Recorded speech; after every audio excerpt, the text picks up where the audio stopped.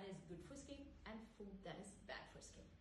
You've been told a million times to eat colorful food, berries, and you wonder, what should I eat every day? What should actually comprise my plate, right?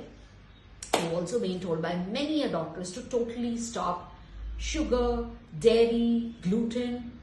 Sometimes you wonder, what else do you eat in an Indian diet if you end up stopping all of that? Should all of us stop it? Is it bad for everybody's skin? These are the questions I often get asked. So today let's kind of talk about food. Food is firstly meant for satiation, right? For you to feel happy, not just to give you nutrition. Nutrition is the main aim of food.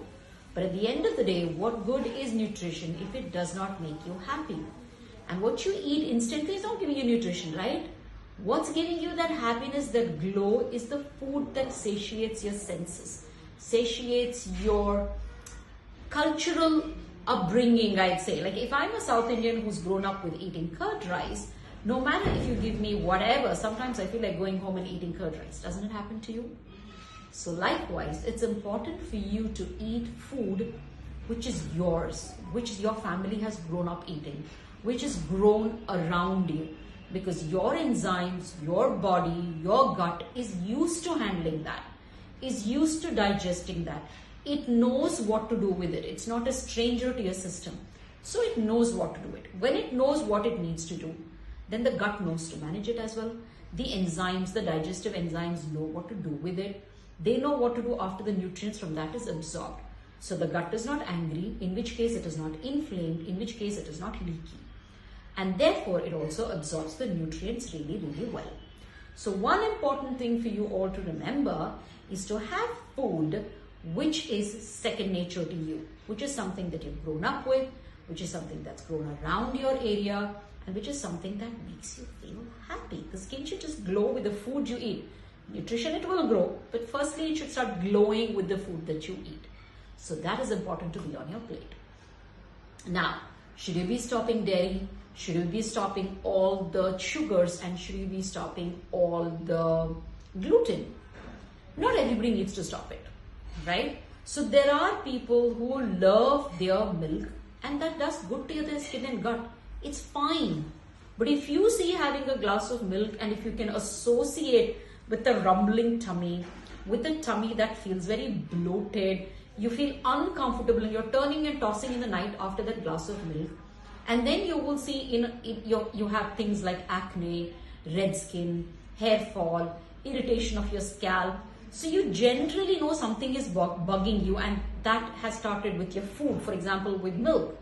Then you know probably milk and milk products don't really suit you well and you may have lactose intolerant. The first thing that may respond, however, is your gut itself. Like I said, that uncomfortable, bloaty, twisty feeling that you get in your gut.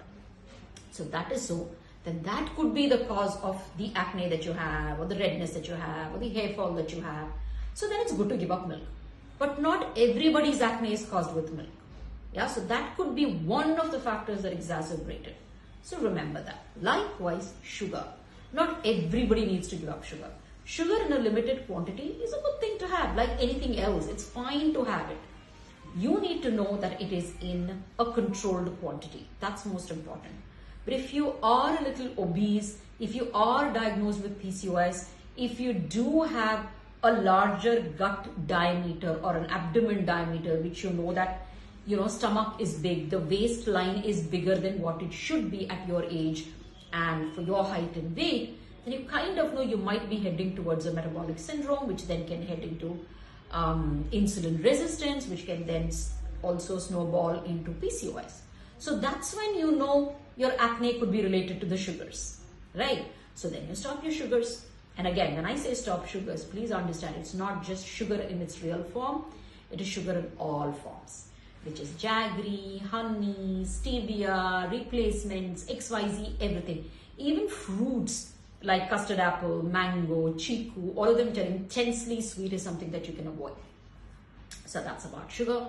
Then the other most common thing people ask you to avoid is gluten. Not all of us are intolerant to gluten. I am okay with the chapatis that I eat. Maybe the wheat grain is not as pure as it used to be in my mama's time, but then it's still wheat, right? And my gut is used to process it, so I'm fine with it. but my daughter can get a little bloaty with wheat and she knows it. So each one of us have a way, and our gut tells you is what I can tell you. So if the gut tells you, I'm uncomfortable, most chance that will also react badly with your skin. So there is a gut-skin axis. So therefore, you end up not eating those food substances.